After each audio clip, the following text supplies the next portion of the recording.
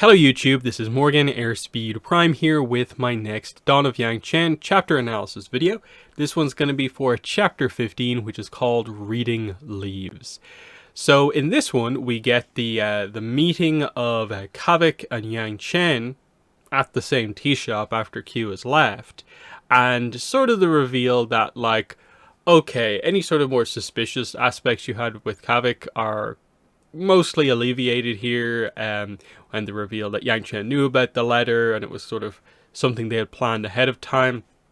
But this is effectively the final stages of negotiation. How much is Yangchen going to tell him about the mission that she needs him to perform, and just these final kind of stages of, can I properly trust you? And from Kavik to Yangchen, like, in a way, like, do I want to get myself involved in this in a way? Can I trust her to a certain extent?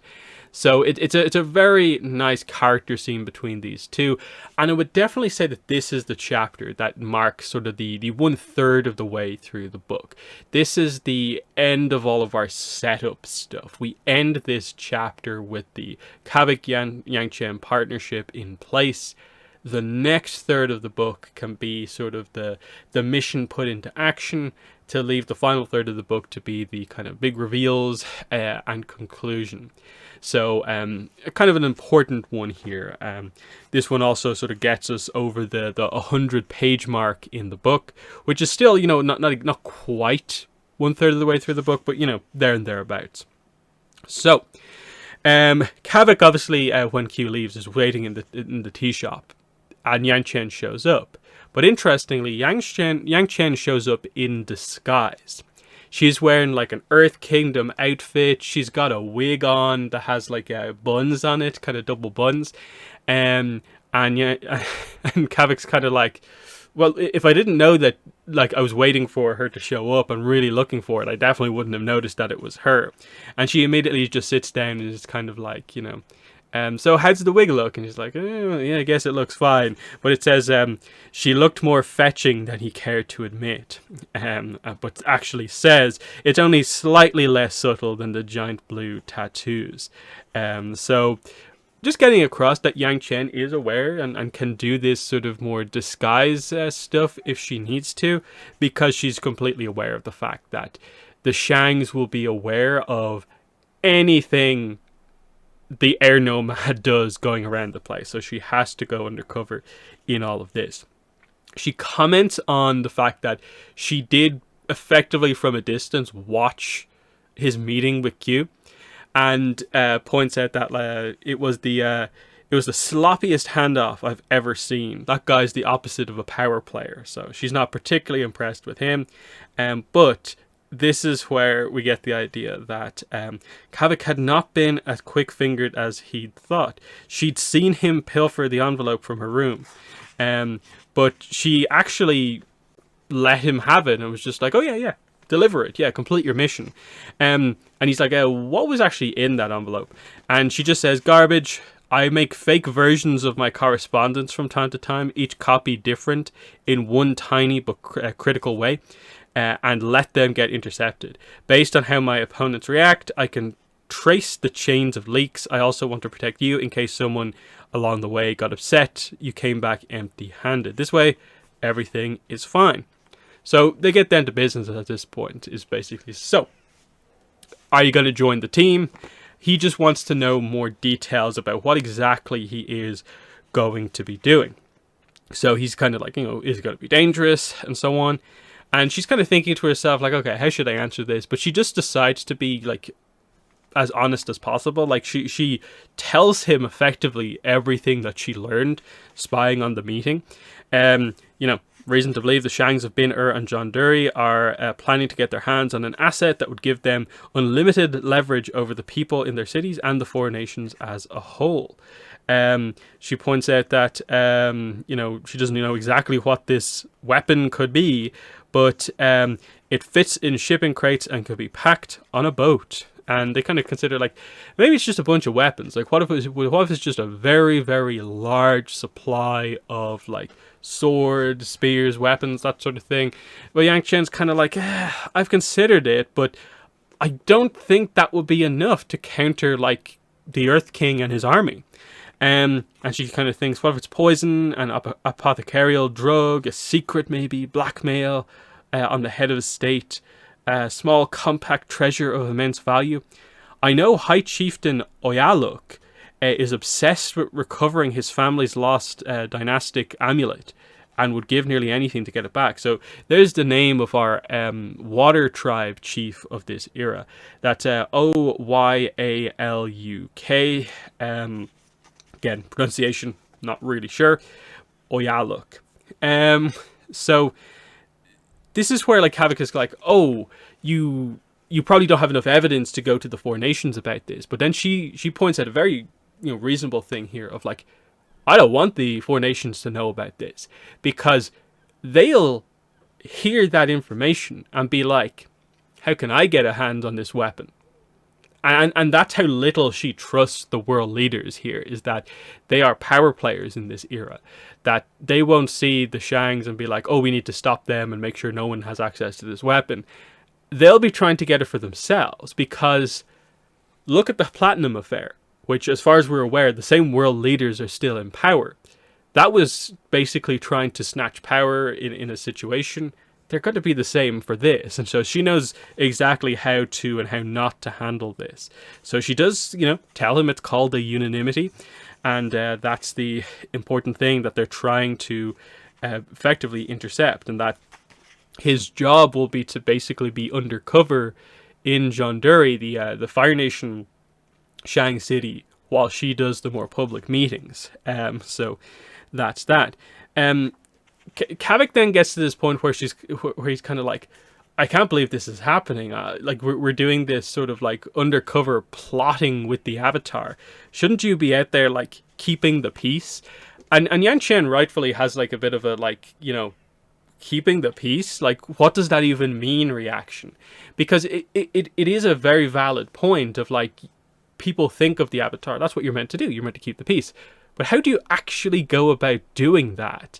And she just kind of points out, are you of the opinion that I should fly above the square and tell hungry and poor people of Bin to go home? And he's like, I didn't mean it like that. You did until I pushed you. So she just kind of points out that, I tried talking to people who could have made a real difference, and they spat in my face. The Shangs are going to continue to run roughshod over the people of the city until I can deny them the power of unanimity. I presume you've heard of the waterbending saying, a feather's weight moves a wagon's load. So there it is. And she just get very honest with him. It's kind of like I'm tired of this. I'm tired of how much effort it takes to do the bare minimum. And kind of pointing out that I don't like having to be undercover and not be the Avatar people kind of expect me to be. But if I don't do this, in her mind, nothing gets done. At this point, the tea shop owner comes over and actually gives her a drink for free. And the fun dynamic with this is that the tea shop owner comes over a few times. And I think his impression of the two is that he thinks the two of them are on a date, is the impression that I get here. So that's kind of a fun little dynamic. And she talks to the tea shop owner for a while, and Kavik notes that like, oh, here is her sort of in a way more being that typical Avatar, and that she does talk to the people. She'll have a full conversation, and that like he noticed that when she talked to his parents. She's doing the same thing here with the tea shop owner and stuff like that, and that she was exhausted when she started this conversation, but was kind of a little bit more re-energized coming out of it. That helping the people and seeing the people happy is something that she does like to see. This is where we get to the idea of like, okay, Kavik's like, I have a price. What do you want? And he says, I want passes out of the city for me and my family, real ones. I want them so clean you could eat off them. As the Avatar, you can get those, can you not? And she's like, I can, but just with the specific situation, I wouldn't be able to get them for you and your family until like after you've done your job. Just because if she submits what she needs to get the real passes, and she will get them, she has to put in the information that it's for Kavik and his family, which counters the point of like using Kavik, which is that he's not particularly well known. But if his name is suddenly in the records as someone who's going to be leaving Bin Ur shortly, that doesn't really work for her. So they have a little bit of a back and forth about this, of just kind of like, I see the problem. Kavik's kind of like, you typically want to be generous up front so that people are more willing to work with you, but here, because of the situation, you have to get the service first, then pay me, and you don't particularly like doing things that way, but that's the way it works in Bin Ur, so, you know, I guess we're doing this. And she just says, I don't have any other options. I need an agent in John Dury immediately. I guess you'll just have to trust me. And so Yangchen just kind of is like, I guess so. I guess we have to go ahead with this. But one last thing. She basically dives across the table, grabs his wrist and puts a finger on his pulse, and is like right up next to his face, like looking him right in the eyes, and asks him like, answer these questions honestly. And so she just gets straight down to business here, and it's just like, for sure, can I trust you? Okay. The money I gave you, you handed it off to someone. Who was it? So he answers on her honestly, and is like, I gave it to Mama Ayurnarak.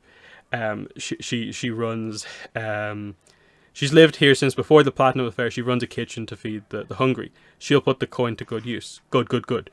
And then she's just kind of like, okay, are you working for a Shang? Are you a plant? And he's kind of like, no.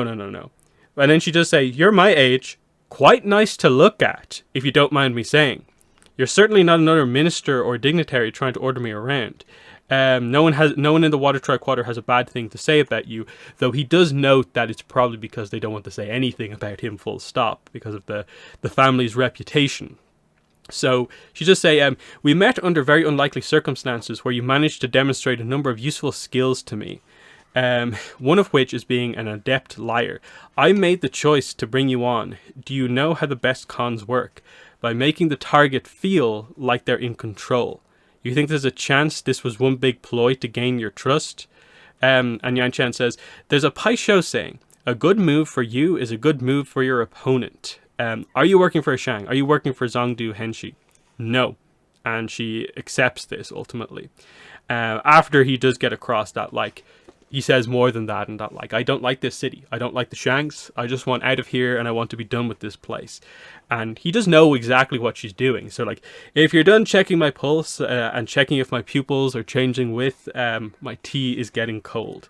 So she sits back down and is like, I suppose that will have to do for now. To a successful partnership, and they, clink their tea cups together. So it's like a partnership, but they still maybe don't quite fully, trust each other. Kavik still has a bit of a weird, like, I suppose, dynamic with her, in that she's been very, like, she's just appeared into his life and is suddenly, like, making all this stuff happen around him, and he's a bit like, I don't really want to do all this stuff. Because, of course, even though he's just learned something about, like, Kalyan that maybe puts his mission in doubt, that is still something he wants to do. And throughout all of this conversation, it is the one thing he doesn't ever, like, tell her about. Now, she never really comes around to it, because, of course, when she met the family, not even the family mentioned anything about Kalyan, and she doesn't seem to know about that at all. So for now, it just feels like that's like, okay, does she need to know about it? He's not lying to her about anything, but he hasn't said anything to her about it either. In that the reward he wanted was passes out of the city for him and his family. So it's clear that he can still prioritize, like, the family that is still here above this quest to get his brother back, even though his brother might be completely lost forever. So it's a very interesting kind of situation here. And she obviously trusts him because, like, okay, he answered the key questions honestly, but he can lie to me about things, but I sort of need that skill set. So it ending with the idea they both drank slowly, watching each other the whole time. So an interesting relationship here for sure, because obviously, like I sort of mentioned in the previous chapter, another instance of, like, in this time actually both characters towards the other noting that they find the other attractive. Yangchen saying you're not bad to look at, and Kavik sort of saying something similar about seeing her in the kind of Earth Kingdom disguise with the wig. So, but they don't really play up that's the entire dynamic, because ultimately this is business they're talking here, and that's just stuff that happens along the way. So again, it's kind of still like, okay, the shipping's there. Go ahead with the shipping if you want. They're not shying away from it completely, but they're not exactly full on leaning into it. But the stuff is there if you want to go for it. So that is quite interesting. But yeah, like I said at the start, this is the chapter that has everything in position now. We're finally ready to get going on the mission. We're kind of heading to John Dury, but there's a few little stops that we have to take just before we get there.